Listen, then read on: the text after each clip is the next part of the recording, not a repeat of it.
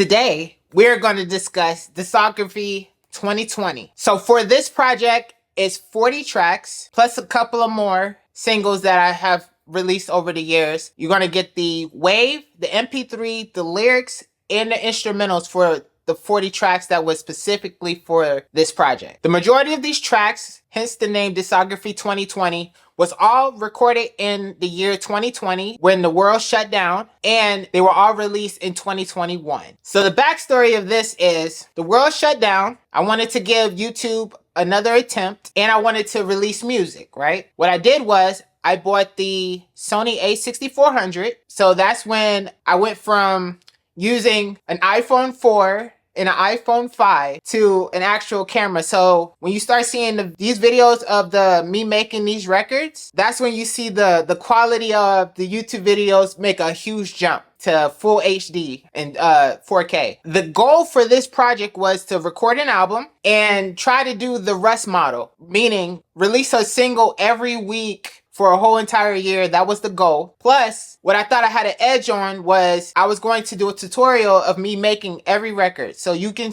watch these tutorials on YouTube, songwriting tutorials of me explaining the topic and how I approach the writing for each record. The tutorial basically starts off with me giving you a advice of songwriting, like a tip, a tutorial, a tip, a quick tip, and then you get into the studio footage and of me recording the record, and in between I am explaining my theory of writing, insight from me of how I'm approaching records. So if you want to learn how to write a song, I give you like the blueprint, my blueprint of how to do so. Now, with that said, I do want to say this was a huge gamble, an experiment, but the goal was catalog. At this point, through all the eras from the Nothing to Lose, the Hustle Frat, the North Side of Atlanta, the True Rap, the Rhythm and Poetry, the Star Mellow, Zulu era, first solo project not doing well at all. I wanted to give it another go, but I wanted to come up with a strategy and approach it different. We're finally on Spotify at this point because I released Rolling Through the City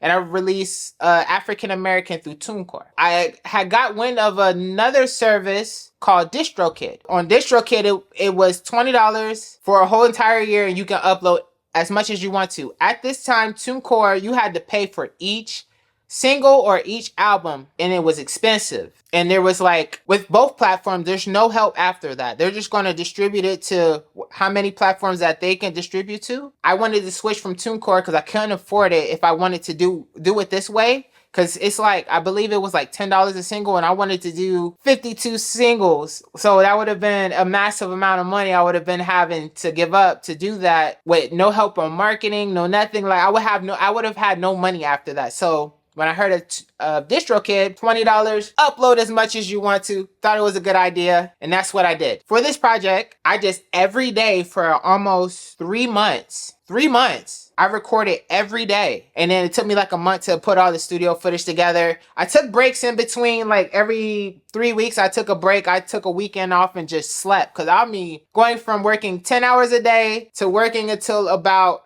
I want to say between 10 and midnight. I was only getting like maybe 4 hours of sleep in between this time. I knew the quality of music might suffer a little bit. So what I did was, the approach was to keep the song as simple as possible. So before this, I was trying to make the most elaborate beats, most creative beats ever. For this project, I knew that wasn't going to be possible going into it because of my prior experience with music. So the goal was keep it as simple as possible and go from there. Also, for this project, I started researching song structure. Because I felt like, okay, how do I keep these songs under 3 minutes? Because 3 minutes is radio, basically. And we're in a streaming era where at this time, it wasn't like a big thing, but songs are getting shorter.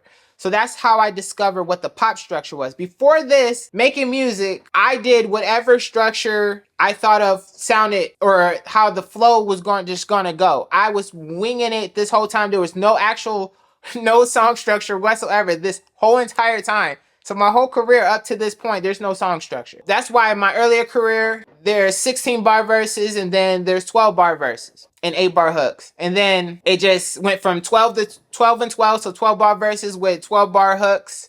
It's like I knew nothing about, I never studied song structure, which was a complete huge mistake. So that's why these songs in this structure that I'm currently using and from this project of what I learned is 8-bar verses, 4-bar pre, 8-bar hook, repeat over, bridge, hook again at the end, and song is done. We cut it off at 3 minutes. If there's more time that it can to reach 3 minutes, I can do an outro. All the lyrics are typed up. I'm mixing and mastering everything back to normal, you know, getting back into my routine, getting back into my groove. Cause I had suffered another failure and another loss with a computer. It's just I have no luck when it comes to computers, y'all. What I'm talking about, it's hard to, you know, just come up with a couple $1,000s for a laptop. Like I'm buying used laptops off of Mac of all trades, and I'm on my third one now. Like it's exactly. So yeah. So during this period, I'm just writing the hook first. I'm always writing the hook first, record the hook first, and then going back and recording the verses, and I'm recording it. Every week when a song came out,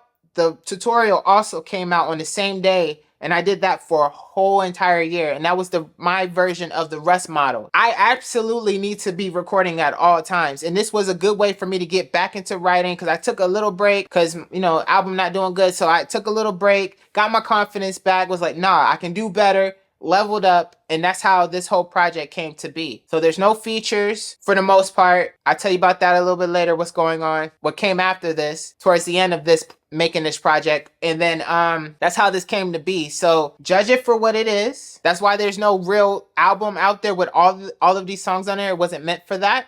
So I just, on my website, I just package it as a whole project. That's why you can get all the tracks all in one place. Judge it for what it is. Let me know how you feel about the music. And I'm going to leave the link down below so that you can download the album straight from me. And until next time, we out.